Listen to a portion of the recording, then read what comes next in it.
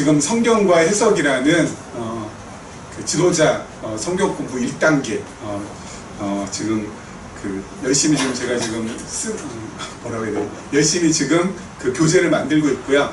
그리고 우리 그 격주로 월요일마다 우리 그 승호 형제 내외가 와서 이렇게 이제 지난주부터 그 성경과 해석 아직 다 마무리는 되지 않았지만은 꼭 이렇게 좀 공부하고 싶다고 해가지고 월요일 저녁에 모여서 지금 하고 있습니다. 이 성경과 해석이라는 그 제목이 대단하게 보일지 몰라도 뭐 그렇게 어렵진 않습니다. 성경을 어떻게 해석할 것인가에 대한 건데요. 이거는 신학교 입학하면은 한 2학년 정도 돼가지고요. 성경 해석학 시간이라는 것이 있습니다. 그래서 2학년 1학기, 2학년 2학기 이렇게 1년에 걸쳐서 성경 해석학을 배우는데 저도 이 성경에 대해서 이렇게 어떻게 우리가 읽고 또 어떻게 해석할 것인가 이건 참 중요한 문제잖아요. 그래서 되게 기대를 하고 신학교 시절에 이 강의를 갖다가 들은 경험이 있습니다. 그런데 강의를 들을수록 참 힘들었습니다. 왜냐하면은 그러면 이렇게 가까운 기독교 서점에 가셔서 성경 해석학이라는 책을 한번 이렇게 살펴보시면은요, 성경 해석학 책은요 얇은 책이 없습니다. 정말 딥다 두껍습니다. 엄청 두껍거든요. 그런데 그 두꺼운 이유가 있는 게 바로 뭐냐면은요, 우리 초대교회 시대 때 초대교부로부터 시작해가지고 그 다음에 중세시대 때, 그 다음에 종교개혁시대, 또 현대에 이르기까지 그 여러 학자들이 성경을 어떻게 해석했는지를 이런 걸 갖다가 쭉 이렇게 연대별로 해가지고 나열해가지고 알려줍니다. 그래서 초대교부 누구는 이런 성경을 이런 식으로 봤고, 그다음 중세시대 때 어떤 신학자는 이런 식으로 봤고, 또 종교개혁시대 때 우리 종교개혁자들은 이런 식으로 봤고, 또 현대로 들어와서 현대 신학자들 가운데서 누구는 이런 식으로 성경을 해석했고, 이렇게 쭉 나열을 하거든요. 근데 중요한 건 결론이잖아요. 그래서 2학년 2학기 제일 마지막 결론에 가가지고 그러면은 이렇게 초대교회부터 시작해가지고 현대교회까지 이렇게 다양한 성경 해석 가운데 우리는 어떻게 해석하면 될 것인가에 대해서 말씀해 주실 줄 알았어요, 교수님께서. 근데 그런 말씀 안 하시더라고요. 이렇게 쭉 나열한 거 뷔페식으로 나열했으니까 여러분들이 알아서 드시라, 뭐 이런 거 같은 느낌이 들어가지고 내일 마지막에 강의 끝나고 나서 교수님한테 한번 질문했거든요. 괜히 또 교수님한테 또 질문할 때 또 너무 또 반골적인 기질로 또 질문하면 안 되니까. 그래서 이제 살짝 어떻게 이제 질문했냐면은, 교수님은 우리 초대교부터 지금까지 이렇게 다양한 성경 해석들이 있는데 어떤 해석을 그나마 선호하십니까? 라고 그렇게 질문했더니 교수님께서 하시는 말씀이 본인은 다 좋다고 생각한다고. 그러면은 이거를 다 좋다고 하면은 도대체 이걸 어디서 어떻게 우리가 이걸 갖다 손대야 될지 몰라서 되게 막막했던 적이 있습니다. 그래서 저희가 지금 앞으로 공부할 성경과 해석이라는 그 교재는요 다 갈아엎었습니다. 뭐 초대교부터 시작해서 그게 아니라 제일 먼저 성경 해석에 있어서 가장 중요한 원칙은 이런 것입니다. 그리고 나서 그 원칙에 입각해서 이렇게 해석하면 됩니다. 라는 것을 쭉 이렇게 지금 교재를 지금 이렇게 만들고 있거든요. 그 원칙 가운데 첫 번째는 잘 알다시피 뭐겠습니까? 성경은 계시적인 관점에서 해석해야 된다는 것이고요. 또 한 가지, 두 번째는 성경은 인간 본의가 아니라 하나님 본의로 해석해야 된다는 것. 인간을 중심으로 놓고 해석하는 것이 아니라 하나님을 중심으로 해서 해석해야 된다는 것. 뭐 이런 거죠. 근데 오늘 본문도 특별히 조금 있다가 우리가 보게 될 이 본문 가운데서도요, 그 가이사의 것은 가이사에게, 또 하나님의 것은 하나님께 바치라는 이 본문 여러분 잘 아시죠? 또 몇 년 전부터 드디어 이제 종교인 과시가 이제 시작이 되면서 오히려 교회에서보다는 이 교회 안 다니시는 분들이 이 구절만큼은 더 이제 확실하게 각인이 되셨을 것 같은 느낌이 들어요. 그래, 가이사의 것은 가이사에게, 하나님의 것은 하나님에게. 가이사의 것은 가이사에게는 뭐예요? 세금은 세금대로 바치고, 또 하나님의 것은 하나님의 것이라고 했으니까 헌금은 헌금대로 바치라.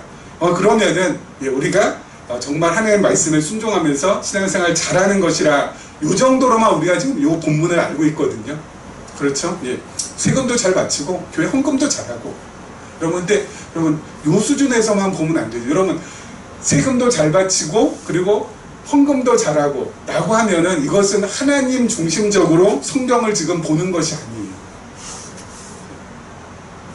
하나님 중심적으로 요 본문을 우리가 지금 해석하는 것이 아니라고. 여러분 이것은 지금 뭐죠? 지금 세금도 잘 바치고 그리고 또 헌금도 잘하고 이것은 그야말로 인간 중심적으로 해석한 거라고. 거기에서 우리는 조금 더 깊이 들어가야 돼요. 인간 중심적으로 해석한다라는 것은 다른 것이 아니라 여러분 이것도 하고 저것도 하고 또 이렇게 해야 되고 저렇게 해야 되고 이게 바로 뭐라고요? 이렇게 해야 된다 저렇게 해야 된다라고 성경을 해석하는 것은 다른 것이 아니라 그것은 도덕이나 윤리적으로 지금 성경을 해석하고 있는 거라고요. 그러니까 성경에서 하나님 중심적으로 해석하는 것 조금 이따 말씀드리겠지만은 우리가 여기에 되게 많이 걸려 넘어질 때가 참 많거든요. 그래서 세금도 내야 되고 헌금도 해야 된다. 또는 여러분 하나님 사랑하십시오. 또는 여러분 하나님을 가까이 해야 됩니다. 이런 것들 이렇게 앞에서 이렇게 주장하는 것들 이 모든 것들이 크게 어디에 도덕 윤리적으로 지금 성경을 보고 있는 거예요. 도덕 윤리적으로 해석한다는 건 뭐냐면은 나에게 어떻게 해서 들어오는 거예요? 푸시가 되어서 강요가 되어서 꼭 해야만 되는 것으로 들어오는 모든 것들은 전부 다 뭐예요? 도덕 윤리예요. 그러니까 여태까지 우리가 자녀를 키울 때 대부분 다 이렇게 키운 거죠. 공부 열심히 해라. 공부 안 하면 안 된다. 그리고 착하게 생활해야 된다. 또 바르게 생활해야 된다. 이 모든 것이 전부 다 도덕 윤리적으로 우리가 아이들을 여태까지 계속 어떻게 한 거예요? 가르쳐 왔던 거죠. 근데 성경은 이게 아니라는 것이죠. 여러분 도덕 윤리적으로 성경을 보면은 안 좋은 거, 함정에 빠지는 게 바로 뭐라고 했습니까? 도덕 윤리적인 관점에서 이렇게 성경을 보게 되면은 오늘 말씀도 세금도 내야 되고 또 헌금도 해야 된다. 그러면 세금도 내고 헌금도 해도 문제고요. 세금 안 내고 헌금 안 해도 문제고요. 왜요? 세금도 냈어요? 헌금 냈어요. 이게 왜 문제일까요? 나 했다는 거죠. 그렇죠? 자신의 도덕적인 우월감. 나 했다. 나는 세금도 잘 내고 그리고 어때요? 주일날 와서 헌금도 꼬박꼬박 한다. 나의 존재는 대단한 존재다. 그러면서 어때요? 이게 자기 우월감이 무엇으로 표출돼요? 교만으로 표출되고 그 교만은 반드시 어떻게 하게 돼 있어요? 그렇게 못하는 사람을 정죄하게 돼 있어요. 참 저 인간 뭐 신문이나 또는 TV 보면은 뭐 세금을 갖다가 안 내가지고 막 수십억 수백억 막 이렇게 세금 안 내고 있는데 뭐 이렇게 집안에 뭡니까 뭐죠? 막 그냥 현금 다발 막 나오고 막 그냥 뭐 이렇게 해외에서 막 골프 여행 다니고 막 하는 사람들 나중에 그 국세청에서 적발해가지고 이렇게 쭉 이렇게 나오면은 저 인간들 진짜 아주 그러면서 그냥 한마디씩 하고 다 왜요? 이게 나는 잘한다는 거죠. 난 탈세 안 하고 나는 적법하게 세금 잘 내고 있다라는 거. 그리고 또 헌금 안 하는 사람 보면 어떡해요? 저 인간 정말 헌금 안 하는 거 좋으면 어떻게 헌금 안 할 수 있지 하면서 이게 자꾸 정죄로 들어간다고. 여러분 그렇게 자꾸 정죄하고 그리고 나는 잘했다 하고 이게 바로 뭐예요?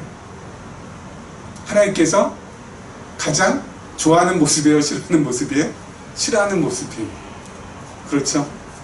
예수님께서 바리새인들에게 계속해서 책망하시고 꾸짖으신 이유가 바로 이것 때문에 그래요.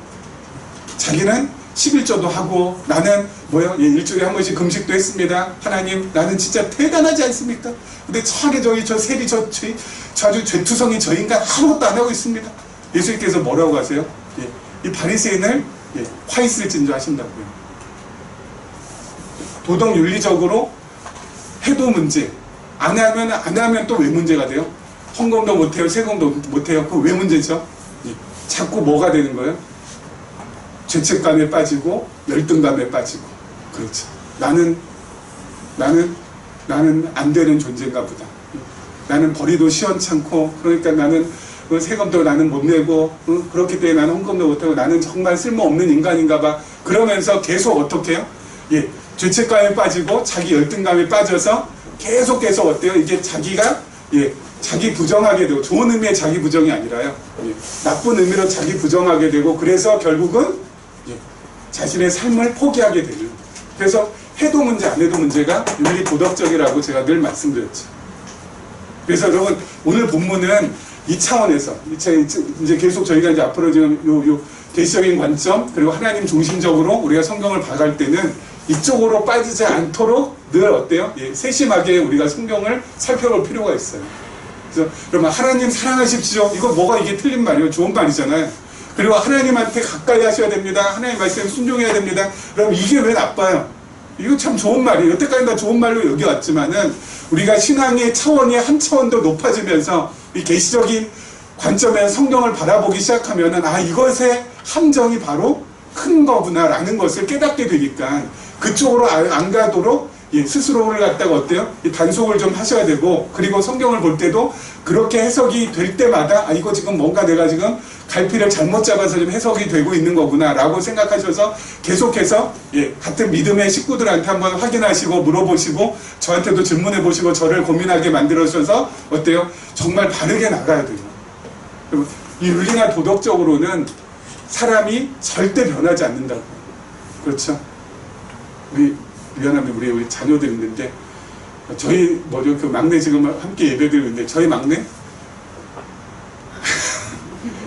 안 변해요. 안 변해요. 해라 절대 안 하고요. 하지 마라 하지만 그런 것만 골라서 해요. 그렇지 않습니까? 저희가 어릴 시절에도 저희도 그랬잖아요. 해라 절대 안 하고요. 하지마 그런 것만 골라서 하잖아요. 여러분 윤리 도덕적으로는 사람이 안 변해요. 그렇죠? 사람이 안 변한다니까요. 그렇기 때문에 이쪽으로 우리가 가는 것에 대해서 좀 이렇게 예민하게 좀 이렇게 생각을 해야 돼요. 그렇죠? 그리고 성경을 통해서 우리의 계시적인 관점, 그리고 하나님 중심적으로 성경을 보는 것이 어떤 것인지를 한 번 더 확인하는 그런 시간을 계속해서 가졌으면 좋겠다는 생각이 있습니다. 자, 오늘 말씀도 한번 보도록 하죠. 자, 15절 말씀 보겠습니다. 15절부터 17절까지 보겠습니다. 이에 바리새인들이 가서 어떻게 하면 예수를 말의 올무에 걸리게 할까 상의하고 자기 제자들을 헤롯 당원들과 함께 예수께 보내어 말하되 선생님이여 우리가 아노니 당신은 참되시고 진리로 하나님의 도를 가르치시며 아무도 꺼리는 일이 없으시니 이는 사람을 외모로 보지 아니하심이니이다. 그러면 당신의 생각에는 어떠한지 우리에게 이르소서. 가이사에게 세금을 바치는 것이 옳으니까 옳지 아니하니까 하니. 그럼 지금 바리새인들이 예수님한테 와서 말의 올무를 지금 걸려고 합니다. 그 이유는 바로 뭐냐면 지금 계속해서 바리새인들이 예수님한테 좀 당했거든요. 우리 20장, 21장 보면은 포도원 비유하고 혼인잔치 비유가 나오는데 포도원 비유를 통해서 어때요? 바리새인들 너희들한테 하나님의 나라를 포도원을 뺏어서 누구한테 준다고요? 열매 맺는 이방인들한테 준다고 했고요. 그리고 혼인잔치에도 어때요? 혼인잔치에 너희는 청함을 받았지만은 너희들은 오지 않고 바쁘다고 하고 계속 핑계대서 오진 않고, 그래서 이제 누구한테요? 택함 받은 자. 이방인. 길거리에 나가서 그냥 아무나 전부 다 데리고 와서 정말 하나님께서 예복을 그리스도의 의의 옷을 입혀주신 이방인들이 그 혼인잔치에 참여할 거라는 거, 그것을 갖다 예수님께서 비유로 말씀하셨잖아요. 그러니까 바리새인들이 듣고 가면 보니까 포도원도 자기들은 빼앗겨, 거기에다가 혼인잔치 참여도 못해. 그러니까 이 사람들이 어때요? 약간 열받았잖아요. 그래서 예수님을 갖다가 말의 올무에 걸릴 그런 것들을 상의해가지고 예수님한테 옵니다. 근데 올 때 본인들만 오는 게 아니라 진짜 이 사람들 진짜 교묘해요. 여기 보면 누구하고 같이 왔다고? 헤롯 당원이라고 했잖아요. 헤롯 당원들은 그 당시에 우리나라로 치면 뭐라고 얘기를 해야 되죠? 우리나라로 치면 정말 극우 보수 인사들. 이 유대인들로 치면 그 당시에 정말 극우 보수 인사들이에요. 그래서 이 사람들은 누구에게 반감을 가지고 있어요? 지금 그 당시에 유대가 로마인의 통치를 받고 있잖아요. 그래서 로마 사람들한테 지금 엄청난 반감을 가지고 있는 헤롯 당원들하고 같이 왔어요. 그러면서 예수님한테 질문하는 게 뭐예요? 세금, 이거 가이사한테 바치는 게 맞나 틀리나. 왜냐면은 이 세금을 갖다 가이사한테 바친다고 해도 문제고 바치지 않는다고 해도 이제 문제가 되니까. 바친다고 하면은 왜 문제가 돼요? 바친다고 하면 아까 말씀드렸잖아요. 유대인들은 지금 로마의 통치하에 있어서 로마 황제를, 로마 제국은 거의 신처럼 모셨는데 지금 우리 유대 사람들은 로마 황제를 신처럼 모실 수가 없잖아요. 왜요? 하나님의 백성들이니까. 이 사람들은 누구를 지금 모셔야 돼요?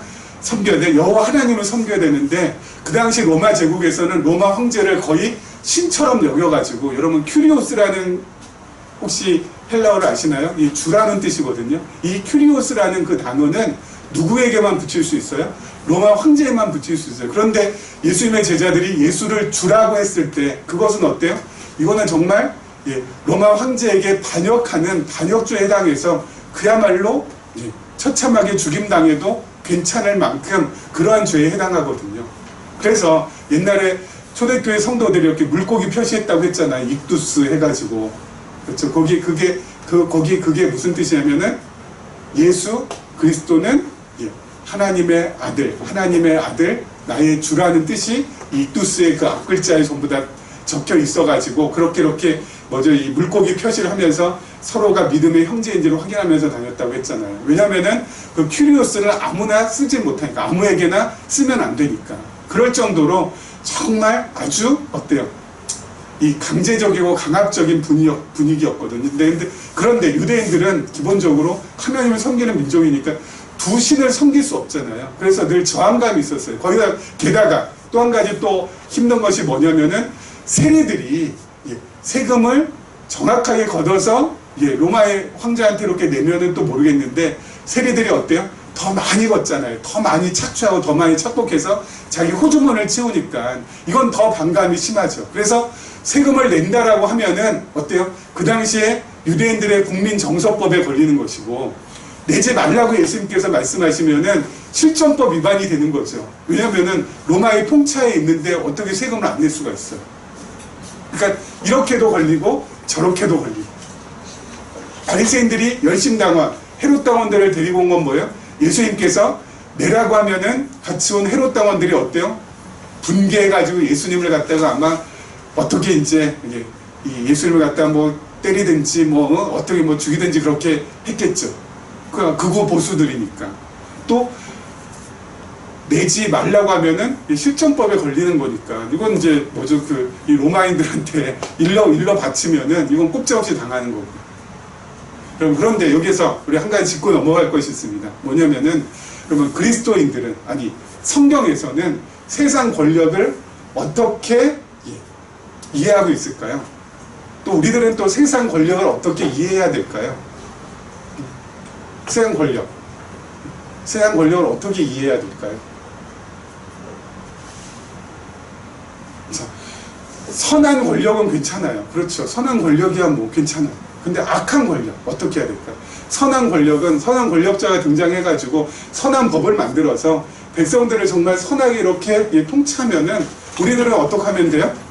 저 하나님께서 우리에게 정말 신앙의 자유도 주시고 종교의 자유도 주셔서 우리가 진짜 이렇게 누릴 수 있게 됐다라는 거 감사하면서 지금처럼 우리 민주국가에서 그렇게 살면은 괜찮아요. 근데 악한 권력이 등장했을 때는 어떻게 할까요? 그래서 막 신앙의 자유도 없고 과거에 지금 말씀드린 대로 이제 로마 제국 시대 때 초대교회 성도들이 어때요?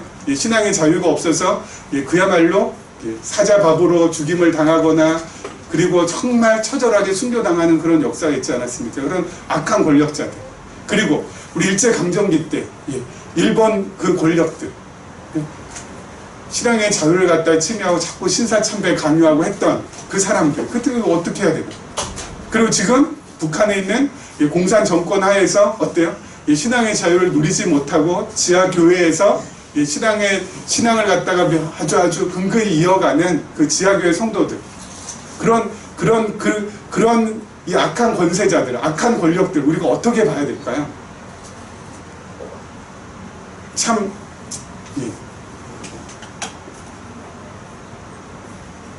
성경은요,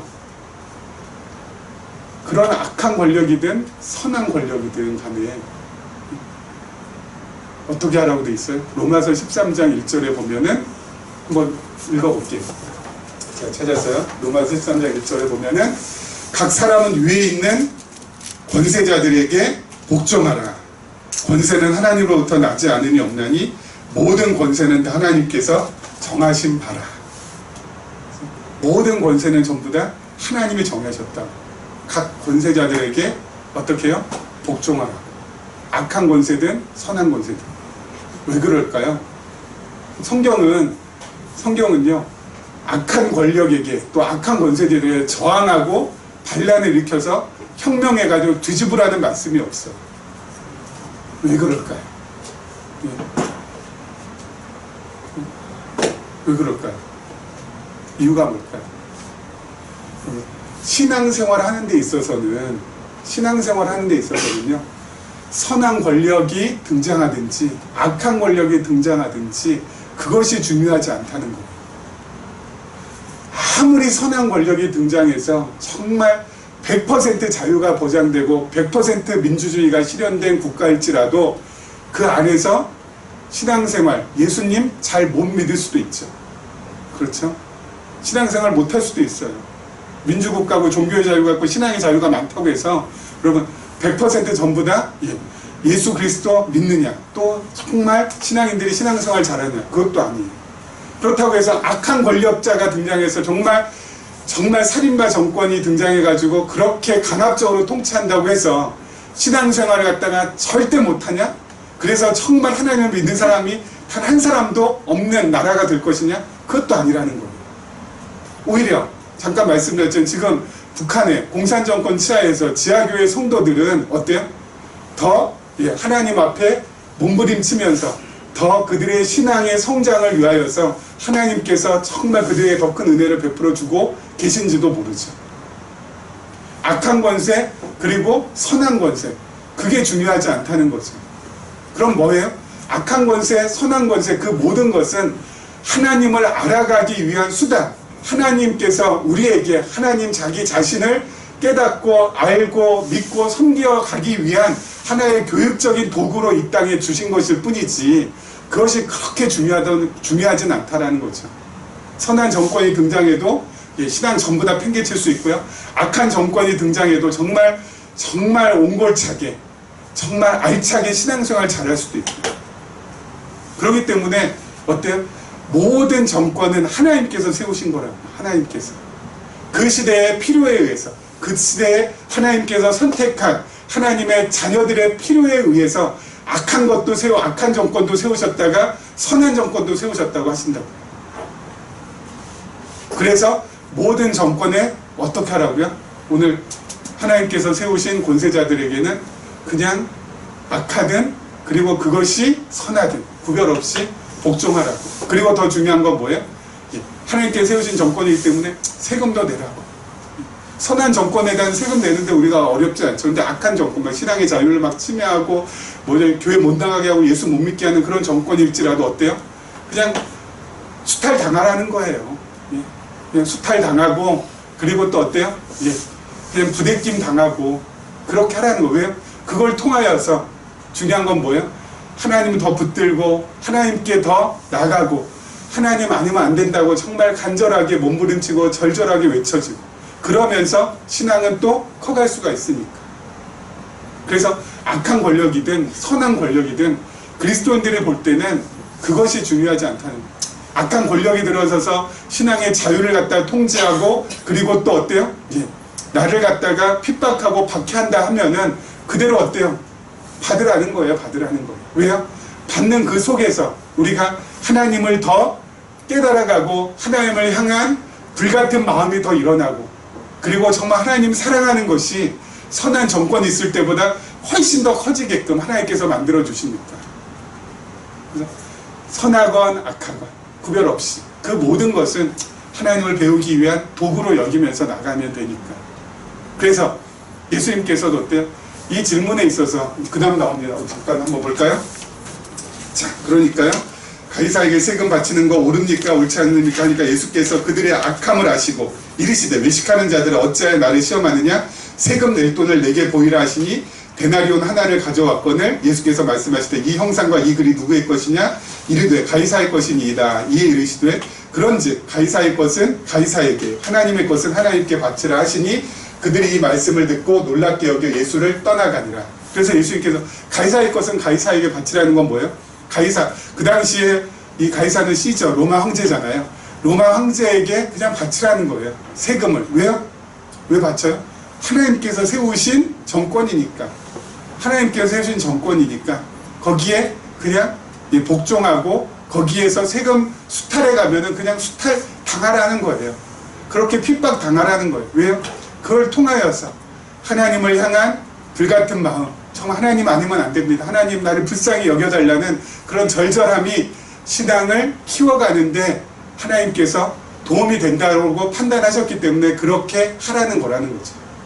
그리고 하나님께서는 하나님에게, 여러분 그 당시 구약의 율법에 보면 하나님의 것이 딱 세 가지가 있어요. 뭐냐면 첫째는 처음 태어난, 짐승이건 사람이건 간에 처음 태어난 초태생, 처음 태어난 자들은 전부 다 하나님의 것이고요. 두 번째는 토지가 하나님의 것이고요. 세 번째는 레위인들이 하나님의 것이고요. 그래서 하나님께서 하나님에게 라는 것은 그 하나님께 드리라는 거예요. 첫 아들 또는 첫 딸 태어났으면 하나님께 드리면 되는 것이고, 이 토지 이게 내 것이 아니다, 이거 하나님 것이다 라고 하면서 하나님께서 우리에게 그냥 주신 토지입니다 라고 감사하면서 살면 되는 거고요. 만약 레위인들, 주로 제사장들, 성전에서 거하는 자들, 하나님의 것이니까 그들을 잘 또 어때요? 이스라엘의 나머지 사람들이 공개하면 되는 것이고요. 바로 그렇게 하라는 거거든요. 그래서 가이사의 것은 가이사, 하나님의 것은 하나님. 그러면 우리에게는 중요한 건 이제 우리죠, 우리. 가이사의 것은 가이사는 어떻게 적용하면 돼요? 우리 뭐 납세의 의무가 있으니까 그러면 세금 잘 내면 되고요. 그렇죠? 예, 세금 잘 내면 되고요. 그럼 하나님의 것은 하나님에게. 하나님의 것은 하나님에게는 뭘까요? 그러면 하나님의 것은 헌금이에요. 그래서 주일날 와서 여러분 헌금은 하나님의 것이니까 여러분 헌금 잘 하시면 됩니다. 그러면 될까요?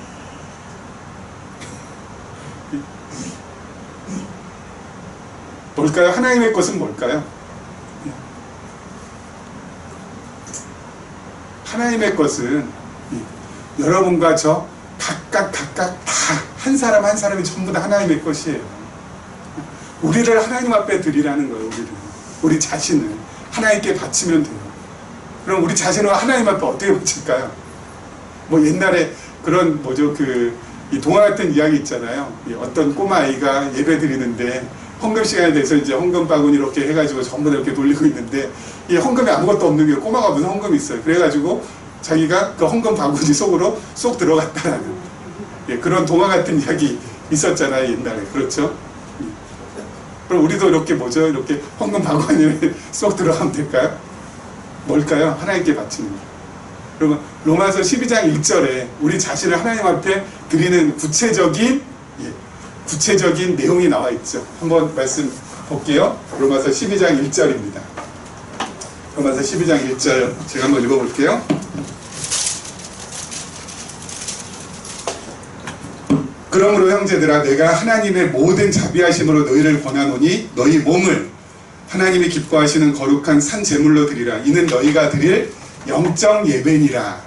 그래서 우리의 몸을 하나님께서 기뻐하시는 산 제물로 드리고, 그것이 바로 영적 예배라고 하는데, 그럼 우리를 갖다 구체적으로 드리는 방법이 2절부터 쭉 나와 있거든요. 크게 세 가지예요. 첫째가 바로 우리를 영적 예배, 하나님 앞에 영적 예배 어떻게 드리냐, 우리를 산 제물로 어떻게 바치느냐. 첫째가 보면은 하나님의 뜻을 분별하는 거. 하나님의 뜻 분별. 그리고 두 번째가 믿음의 분량대로 지혜롭게 생각하는 것. 그리고 마지막 세 번째가 보면은 받은 바 은사대로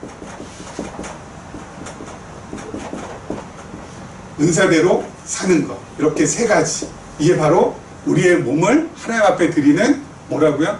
영적 예배, 또는 거기에 오늘 영적 예배 또는 12장 1절에 산 제사라는 것이죠. 하나님의 뜻을 분별하면 어떻게 해야 돼요? 하나님의 말씀을 우리가 듣고 읽고 하면서 하나님의 뜻을 분별하면 되고요.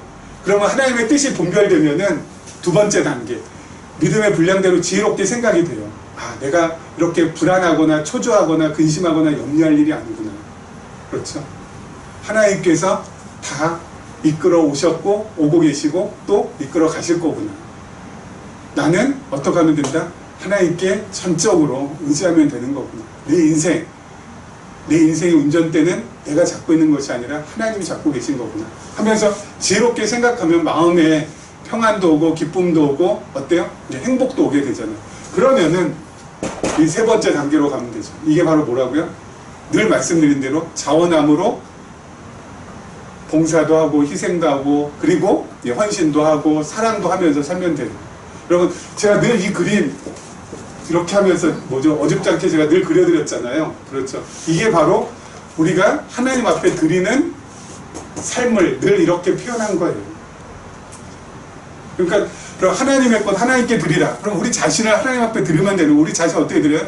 하나님의 뜻을 잘 분별하여서 정말 믿음의 분량대로 지혜롭게 잘 생각하면서, 그러면서 어때요? 잘 생각하는 만큼 내 안에서 정말 자원함으로 일어나서 교회도 섬기고, 그리고 또 이웃도 섬기고, 그리고 희생도 하고 헌신도 하고 봉사도 하면서 정말 기쁨으로 그렇게 생활하는 것, 그것이 바로 뭐예요? 하나님의 것 하나님께 드리는 거라고. 자, 근데 더 중요한 거, 여기에서 중요한 거, 여기 이렇게 되면은 이렇게 살면은 지금 현재 우리가 지금 다 이렇게 지금 살아가고 계시기 때문에 우리는 지금 늘 하나님 앞에 드리는 삶을 지금 살고 있는 거고요. 근데 더 여기서 조금 더 한 걸음 더 깊이 들어가서 자, 오늘 이 본문, 이 말씀은 마태복음 지금 우리가 지금 21장, 22장 지금 이게 지금 뭐하고 지금 걸려 있어요? 21장, 22장이 왕으로 오신 예수님을 증거하는 본문이라고 했잖아요. 여러분, 가이사의 것은 가이사에게, 그리고 하나님의 것은 하나님에게, 이 말씀이 왕으로 오신 예수님을 증거하는 본문이 어떻게 될 수 있어요, 그러면? 그래서 이 본문을 통하여서, 야, 정말 예수님께서는 참 왕이시구나. 이 예수님께서는 진짜 만유의 주시고 만왕의 왕이시구나. 이것을 우리가 어떻게 확인받을 수 있어요? 이 본문 가지고. 그게 확인이 돼야 아까 말씀드린 대로 계시적인 관점에서 지금 이 본문을 보는 거고, 그리고 하나님 중심으로 이 본문을 보는 거거든요. 자, 지금 뭐 바리새인들이 와가지고 예수님 시험해가지고 말에 올무지금 걸려고 세금 가이사에게 바치는 게 맞냐 틀리냐 뭐 이렇게 해가지고 예수님께서 지금 그 질문에 대한 답으로 가이사의 것 가이사에게, 그리고 하나님의 것 하나님에게 이렇게 말씀하셨는데, 요 본문이 왕으로 오신 예수님 이것을 증거하는 본문이 되려면은 우리가 여기에서 한 걸음 더 깊이 들어가야 된다고요. 그러면 어떻게 들어가면 될까요? 그래서 제가 있는 거죠. 자, 여러분, 가이사의 것은 가이사에게, 그리고 하나님의 것은 하나님에게 하신, 하나님의 것이라고 하신 그 말씀 안에 그 표면만 보지 마시고 그 이면에 담겨 있는 것을 봐야죠. 여러분, 가이사의 것은 가이사에게 라는 것은 바로 뭐예요? 그 가이사를 누가 세우셨다는 거예요? 가이사 누가 세우셨어요? 그렇죠. 하나님이 세우셨어요. 만왕의 왕이신 하나님이신 예수 그리스도께서 가이사를 세우신 거예요. 그래서 가이사를 세우신 분이 바로 만왕의 왕이시기 때문에 가이사의 것은 가이사에게 드린다라는 것은, 그거는 뭐예요? 왕의 권세로 가이사를 세워가지고 우리로 하여금 가이사에게 세금 드리도록 만들어 가시는 거고요. 그리고 하나님의 것은 하나님에게, 이것은 뭘까요? 우리 자신을 참된 왕이신 누구에게? 하나님의 아들이신 예수 그리스도께 우리가 바치고, 그 바치는 것을 예수님께서 받으신다라는 거잖아요. 그렇죠? 여기까지 잘 따라오셨어요? 가이사의 것은 가이사에게는 뭐예요? 그 가이사를 세우신 분이 바로 만왕의 왕이신 하나님의 아들 예수 그리스도라는 것이고, 그리고 하나님의 것은 하나님에게 라는 것은 뭐예요? 하나님의 것, 우리 자신이 전부 다 하나님의 것인데, 그런데 그 하나님의 것인 우리를 받으시는 분이 바로 누구라고요? 하나님의 아들인 왕으로 오신 예수 그리스도라는 거라고요. 그래서 이 본문이 한 걸음만 조금만 더 들어가면은, 가이사의 것은 가이사에게, 그리고 하나님의 것은 하나님에게 라고 말씀하신 그 분 자체가 바로 누구라는 거예요? 이 세상 모든 권세를 주관하고 계시고, 그리고 이 세상 모든 만사를 주관하고 계시는 왕으로 오신 예수 그리스도라는 것이죠. 그래서 한 걸음 더 깊이 들어가서 이것을 발견해야지, 이것을 발견하지 못하고 그냥 표면만 보면은 어떻게 돼요? 지금 이제 다음에 지금 우리 확인하게 될 사두개인들처럼 돼요. 사두개인들, 아까 우리 잠깐 본문 읽었지만은 얼마나 참 성경의 표면만 보고 있습니까? 그렇죠? 성경의 표면만 보니까 나중에 부활했을 때 7명이 일곱 형제가 있는데 큰 형이 결혼하고 죽었어요. 근데 자식이 없어서 둘째가 이제 이어받았네? 셋째, 넷째, 그래서 일곱째까지 전부 다 지금 죽었다는 거 아니에요. 그런 다음에 부활했을 때, 그래서 그 한 여인이 7명의 형제들하고 결혼했으니까, 나중에 부활할 때 어때요? 이 7형제가 싸울 거 아니에요. 왜 싸워요? 저 사람은 내 아내라고 싸울 거 아니에요. 그러니까 이거 어떡할 것이냐. 사도계인들은 정말 성경의 표면만 지금 보고 있는 거죠. 그거 아닌데. 이것도 마찬가지. 여러분, 마태복음이든 마가복음이든 또는 서신서건 또는 구약이든, 여러분, 우리가 확인받아야 될 것은 뭐라고요? 삼위일체 하나님을 확인받아야 된다고. 삼위일체 하나님을 확인을 받아야, 아까 얘기했죠. 그래야 하나님의 뜻이 분별이 돼요. 그리고 뜻이 분별이 돼야지 믿음의 분량대로 지혜롭게 생각이 가능해요.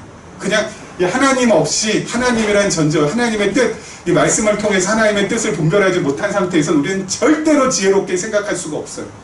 하나님을 전제하지 않고는 지혜롭기는커녕 어때요? 미련하고 우둔하고 어리석어도 진짜 어리석게 생각할 뿐이죠. 그래서 하나님의 뜻을 분별하는 것, 그래서 성경을 통해서 하나님을 발견하면은 지혜롭게 생각하게 되고, 지혜롭게 생각한 만큼 또 어떻게 돼요? 우리의 삶이 아까 말씀드린 대로 정말 자원함으로, 정말 자유함 가운데서 기쁨으로 그렇게 생활이 가능하기 때문에 우리가 매일매일 하나님 앞에 나 자신을 드리는 영적 예배, 산 제사의 삶을 살게 된다. 참, 그게 아니면은 이 성경을 통해서 여기까지 가지 못하면은, 그래서 이 성경이 나에게 정말 영적인 양식이 되기가 너무 부족해지죠. 근데 여러분, 복음서 보면 함정들이 참 많아요. 그래서 성경이 참 너무 묘하고 진짜 정말 희한한 게 뭐냐면은, 성경은요 정말 쉽고, 근데 쉽고 거기에만 그치면은 안 되죠. 그 다음에 또 뭐예요? 쉽고 깊어요. 그래서 여러분, 이 쉽고 깊기 때문에 성령께서 우리의 눈을 밝혀두지 아니하시면은 쉬운 것만 봐요. 그래서 쉬운 것만 보고 오해하기 딱 쉽게 만들어놨어요, 성경을. 근데 성령께서 우리의 눈을 밝혀주시고 우리의 생각을 열어주셔서 정말 성령의 조명을 받으면은 깊은 데까지 보게 되면은 어때요? 쉽지만 깊이가 있으니까 그것이 나에게 있어서 정말 송이꿀보다도 단 생명의 양식, 영의 양식이 되어서 정말 우리의 영을 건강하게 만들어주고 나의 삶을 어때요? 정말 아름답게 균형 있게 살찌워주는 말씀이 된다고. 근데 그렇지 않고 그냥 쉬운 것만 보면, 표면만 쭉 보면은 아까 잠깐 말씀드린 사두개인처럼 그렇게 되는 거고요. 그리고 세상의 성경을 정말 그냥 학문적으로 연구하는 그런 사람들처럼 그냥 성경을 표면적으로 보면은 그렇게 되는 거죠. 그래서 성경을 열심히 연구하고 결론은 성경은 하나님의 말씀이 아니다라고 연구 결론을 딱 내는, 그렇게 되는 거죠. 그게 아니라는 거죠. 자, 우리 사두개인들 잠깐 아까 소개했는데 요것만 좀 잠깐 볼게요. 23절부터 24절. 부활이 없다는 사두개인들이 그날 예수께 와서 물어 이르되 선생님이여, 모세가 일렀으되 사람이 만일 자식이 없이 죽으면 그 동생이 그 아내에게 장가들어 형을 위하여 상속자를 세울지니라 하였나이다. 여러분, 신명기 25절에 보면 이 말씀이 있어요. 하나님께서 요런 말씀을 왜 모세의 율법에 딱 집어넣었냐면요, 이유가 있습니다. 다른 것이 아니라 바로 하나님의 언약의 자손들이 계속 어때요? 계승되어서 나가게끔 만들어주기 위해서. 하나님의 언약의 자손들이 계속 계승되어서 그 언약이 계속 계승되어야 되잖아요. 그 자손에 의해서 계속 계승이 될 수 있도록 하기 위해서 하나님께서 이런 모세의 율법을 만들어 놓으신 거예요. 그래서 형이 있는데 형이 장가들어서 만약에 아내를 맞이했는데 그 사이에 아들이 있으면 괜찮아요. 근데 뭐 딸도 있으면 괜찮아요. 그러니까 자식이 없이 그냥 형이 죽었어. 그러면 형수만 남잖아요. 그 형수는 그럼 어떻게 돼요? 그 바로 밑에 그 남동생이 어때요? 결혼하게 돼 있어요. 그래서 그 형의 기업을, 형의 상속을 계속해서 이어갈 수 있도록. 그래서 여러분, 대표적인 것이 우리 룻기에 나오잖아요. 룻기에 보면은 여러분, 이 엘리멜렉 가문이죠. 엘리멜렉 가문이 베들레헴에 흉내 들어서 이 모압으로 떠난 다음에 모압에서 어때요? 다 결혼합니다. 그 큰아들 말륜, 기륜 둘 다 전부 다 결혼하잖아요. 그런데 정말 애달프게도 엘리멜렉, 아버지도 죽고 그리고 두 아들도 죽잖아요. 근데 그 두 아들이 자녀가 없는 상태에서 죽잖아요. 그리고 나중에 누가 누구를 따라옵니까? 룻이 시어머니 나오미를 따라오잖아요. 그러면은 이 룻은 누구에게만 시집갈 수 있냐면요, 엘리멜렉 가문의 직계는 다 죽었잖아요. 반계 친척들 가운데서 가장 가까운 친척한테 시집갈 수 있어요. 그리고 엘리멜렉이 가지고 있는 땅이나 토지 전부 다 어때요? 그 사람이 전부 다 어때요? 다 이거 이어받게 돼 있어요. 근데 하필 반계 중에 룻이 배가 고파서 시어머니 공양하기 위해서 어때요? 딱 들어간 그 밭이 누구의 밭이었어요? 보아스의 밭이었잖아요. 보아스는 엘리멜렉 친족 중에 하나, 반계거든요. 그러니까 결혼할 수 있는 확률이 높아진 거죠. 그런데 중요한 거, 바로 결혼을 못해요. 왜 못하냐면은 보아스가 볼 때 자기보다 더 가까운 친족이 하나 있어요. 그래가지고 나중에 룻기 3장 4장 보면은 그 친족을 불러내가지고 장로들을 보는 앞에서 친족 불러내서 네가 엘리멜렉 가문의 그 기업을 잇겠느냐, 기업을 물으겠느냐, 그걸 갖다 질문합니다. 그러니까 처음에는 어때요? 이 토지를 전부 다 받을 수 있으니까 너무 좋잖아요. 그래서 물으겠다고 했다가 그 다음에 또 한 가지 조건이 있죠. 누구예요? 모압 여인 룻 아내로 맞아야 된다라고 하니까 한다고 해요? 안 한다고 해요? 안 한다고 해요. 그래서 보아스한테 넘어오는 거예요. 그래서 그 기업이, 그 언약의 그 자손의 그 물줄기가 끊어지지 않게 하기 위해서 하나님께서 그렇게 만들어 놓은 거거든요. 그런데 그걸 가지고 사두개인들이 와서 시험하는 거죠. 그걸 가지고 나중에 부활할 때 어떻게 되겠냐. 여러분, 지금 보면 이 사두개인들 진짜 참 몰라도 너무 모른다. 그야말로 예수님께서도 이들한테 뭐라고 했냐면, 제가 한번 보겠습니다. 자, 29절 한번 볼게요.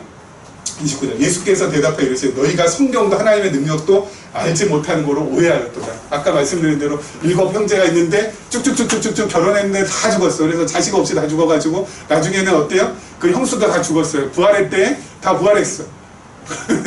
이거 아내가 누구냐는 거죠. 7 형제가 그렇게 해가지고 정말 모세 율법대로 하나님의 말씀대로 순종했는데 나중에 부활을 딱 했는데 아내는 하나고 남편이 7이야. 이거 어떻게 해야 되냐는 거죠. 저 이 말씀 이렇게 보면서 과거에 이제 청년 시절 생각이 났어요. 어떤 생각이 났냐면요, 장례식장에 가면은 우리 목사님들께서 이 장례 예배를 인도하는 목사님들께서 또 기도하시는 우리 장로님들, 권사님들 다 마찬가지로 이 고인에 대해서 어떻게 기도해요? 하나님, 지금 이 고인이 하나님 나라에서 하나님의 품에 안겨서 정말 기뻐하고 즐거워하는 것을 저희가 믿음의 눈으로 바라봅니다. 그런 이제 기도나 또 설교 많이 하잖아요. 그렇죠. 돌아가신 분 하나님 품에 안겨서 하나님 나라에서 지금 어때요? 정말 눈물도 없고 슬픔도 없고 애곡함도 없고 애통함도 없이 정말 어때요? 정말 기쁨 중에 그 영원한 복락을 좀 누리고 있다라고 우리가 얘기하잖아요. 그렇죠? 그런데 교회 와가지고 하나님 말씀 공부할 때는 뭐라고 하냐면은 예수님께서 오실 때 우리가 어때요? 죽었다가 죽은 다음에 예수님 오실 때 다시 육체에 부활한다고 하잖아요. 그렇죠. 예수님 오실 때 다시 우리가 이 땅에서 육체에 부활해서 예수님을 갖다가 맞이한다고 하잖아요. 그럼 제가 이제 청년 시절에 늘 헷갈렸어요. 잠깐, 그러면은 지금 돌아가는 고인이 하나님 품에서 하나님 나라에 계시다가 예수님 다시 오실 때 다시 이 땅에 오셔가지고 무덤으로 들어가셨다가 예수님 오실 때 다시 부활해서 예수님을 영접하고 다시로 하나님 나라 가나? 그럼 하나님 나라 2번 들어가나? 헷갈리잖아요. 그렇죠. 저의 이 질문이 합리적인 질문 아니에요? 분명히 고인은 하나님 나라 품에 안겨서 하나님 나라에 가서 지금 하나님 품에 안겨 계시다고 했는데 예수님 다시 오실 때 무덤문 열고 우리가 다시 육신으로 다시 부활한다고 했잖아요. 그러면 품에 안겨 계셨던 분이 예수님 이 땅에 재림하기 전에 더 빨리 오셔가지고 어때요? 무덤에 묻히셨다가 예수님 오실 때 다시 또 부활해야 되는, 이게 해결이 안 됐거든요. 저 개인적으로는 되게 궁금하기도 했고. 그런데 그러면 지금도 해결은 안 되고 있어요, 솔직히. 근데 영원이라는 개념을 통해서 이게 이제는 해결이 됐잖아요. 그렇죠? 어떻게 해결이 돼요?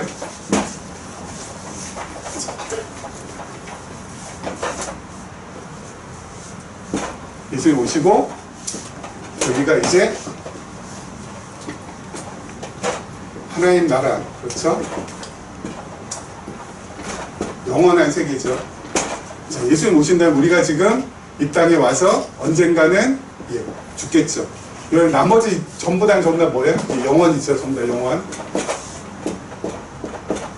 자, 이 땅에 태어났다가, 이 땅에 와서 태어났다가 언젠가 우리가 죽으면은 이 고인이 되신 분은 어디로 들어가시는 거예요? 영원으로 가시는 거예요. 영원한 세계로. 그렇죠? 근데 우리는 고인이 가신 다음에도 계속 지금 이 시간 세계 속에 지금 살고 있는 거예요. 그래서 우리는 지금 이렇게 시간 세계 속에 쭉 살고 있고, 예수님 이때 오시거든요. 예수님 이때 예수님이 재림하시거든요. 그러면은 자, 우리 입장과 그리고 돌아가신 분의 입장이 달라요. 왜 달라요? 우리는 지금 계속 지금 시간 세계에 살고 있어서 예수님 오실 때까지가 앞으로 수천 년 또는 수만 년 걸릴지 몰라요. 그렇죠. 이 시간 세계 속에서. 하지만 고인이 되신 분은 지금 돌아가신 분, 예수 그리스도를 믿다가 돌아가신 분은 영원한 세계에 지금 들어가신 거든. 영원한 세계에 가신 분은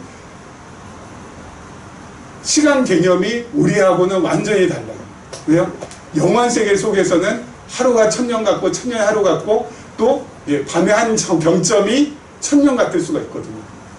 우리는 똑딱 하면은 그냥 1초 지난 건데 1초 지난 건데 영원 세계 속에 있는 분은 똑딱했는데 1000년 지난 거하고 똑같은 느낌을 받을 수 있다고. 그러니까 고인이 되신 분은 눈을 살포시 감았어요. 죽을 때 다 눈 감고 돌아가시잖아요. 눈을 살포시 감았다가 조금 있다가 딱 눈을 떴는데 어디에요? 이미 여기 다 끝났어요. 근데 그분이 살포시 감으셨다가 눈을 딱 뜨는 순간 그분은 뭐 하는 거예요 지금? 부활하셔서 육체적으로 부활하셔가지고 예수님 재림하실 때 예수님 맞이하시고 새하늘과 새 땅, 그래서 영원한 세계로 지금 가신 것이고 영원한 하나님 나라 가신 것이고, 우리는 어때요?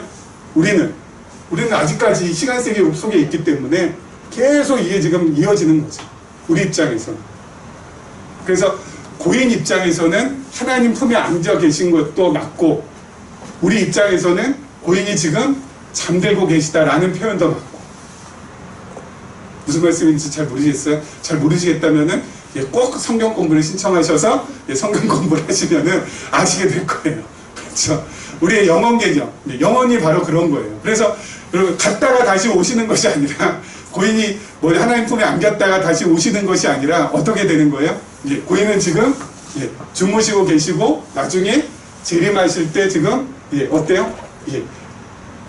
무덤에서 일어나서 부활하신 다음에 하나님 나라 가시는 거예요. 근데 그것이 우리가 느껴지기에는 엄청나게 오랜 시간 후에 그것이 일어나는 것처럼 보이는데, 이미 고인이 되신 분은 어떻다고요? 그런 시간, 우리가 느끼는 시간 개념하고는 전혀 다른 거예요.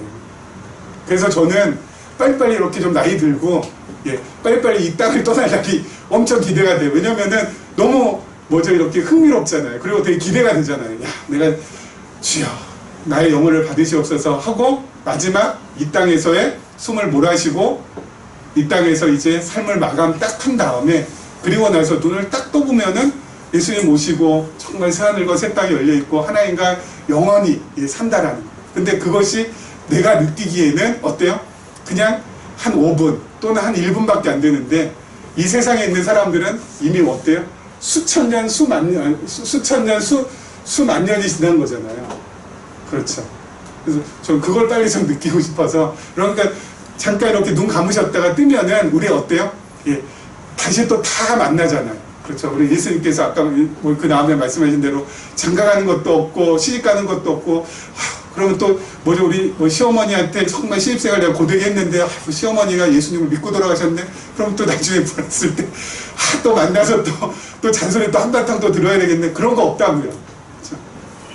믿음의 가족으로 그냥 지금의 혈육보다도 훨씬 더 친한 믿음의 형제 자매로 만나는 거예요. 그때는 목사와 집사로 만나거나 목사와 장로로 만나는 것도 아니고요. 다 뭐예요? 믿음 안에서 한 형제 믿음 안에서 한 자매로 만나는 거기 때문에 다 좋아요. 싫은 거 없어요. 다 좋고 다 사랑스럽고 다 이쁘고 다 밝고. 모습은 어떤 모습일까요? 늙어서 죽으니까 늙은 모습으로 내가 예, 이게 뭐죠? 이렇게 나중에 이렇게 되는 건가? 그러면 어린아이로 죽은 뭐죠? 사람은 어린아이로 이렇게 부활해가지고 그렇게 된 거. 아니요, 여러분, 우리 모두 무슨 모습이에요? 해와 같이 빛나는 모습으로 만나게 된다.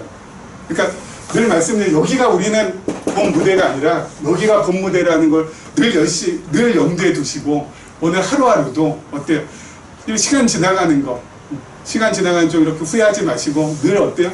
빨리빨리 이렇게 주름지고 또 뭐 머리 막 흰머리나 요즘 아내가 흰머리 많이 난다고 이제 도저히 이제 뽑을 수 없다고 그러는데 감사하면서 그것을 감사하면서 예, 지내시면 돼요. 그래서 하나님 나라에서는 해와 같이 원래 우리의 지금 이 모습이 우리의 모습이 아니라니까요. 이것은 그냥 이 땅에 살고 있는 이 육신을 입어야 되기 때문에 어쩔 수 없이 입고 있는 거고요. 이게 본 모습이 아니에요. 진짜 모습은 어떤 모습이에요? 영원한 모습, 부활의 모습이거든요. 그때 서로 딱 보면은 반하지 않을 수가 없고요. 매력 덩어리 아닌 사람이 없고요. 그래서 다 같이 기쁨으로, 즐거움으로, 행복함으로 어때요? 영원토록 하나님과 함께 살게 되니까 그것을 늘 기억하시면서 하루하루를 좀 힘들어도 어려워도 어때요? 그 나라를 생각하시면서 그리고 이게 다라면은 너무 억울하잖아요. 그렇죠. 우리 승호 형제가 자꾸 저한테 기생충 보라고 하는데 제가 예, 그렇게 뭐죠? 보고 싶은 마음이 좀 있다가도 없어지는 게 거기 너무 이렇게 뭐죠? 이렇게 그걸 뭐라고 하죠? 소독 불균형으로 인한 양극화. 그것 때문에 예, 그것이 마음 아플까 좀 보기를 지금 두려워하고 있는데 천국은 그런 것도 없잖아요. 양극화 이런 거 전혀 없어요. 다 평등해요. 다 1등이고 다 좋아요. 그것을 꿈꾸면서 오늘 하루하루를 정말 그 나라를 소망하면서 좀 예, 다시 한번 힘을 내셔서 살아가셨으면 좋겠습니다. 기도하겠습니다.